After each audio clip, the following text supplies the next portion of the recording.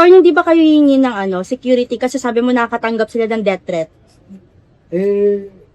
Kaya naman natin i-handle yan. In fact, sabi ko nga kanina sa taas, merong 3 bahay ng mga dating sundalo na pinasok.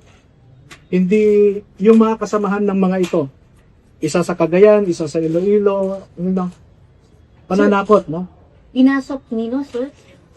3 sa 18 ex-marines yung pinasok yung bahay. Hindi kasama sa 18. Oh, okay. Kasamahan nila dati kay Saldico na trabahante, Mm.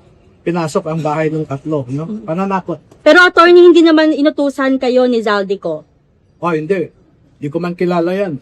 Gusto ko nga makulong siya eh. Dahil sa pagnanakaw niya eh. Ang idea, ang assessment ko, pananakot lang. May idea kayo, sir, sino yung mga... Bakit hindi po sila tinagad? Bakit po yung mga kasama? Oo, yes. Para wala nang lumabas na iba pa. Sir, sino? Yung may idea kayo, sino yung nasa likod ng mga pumasok doon sa bahay? Meron akong idea pero hindi ko ma-share.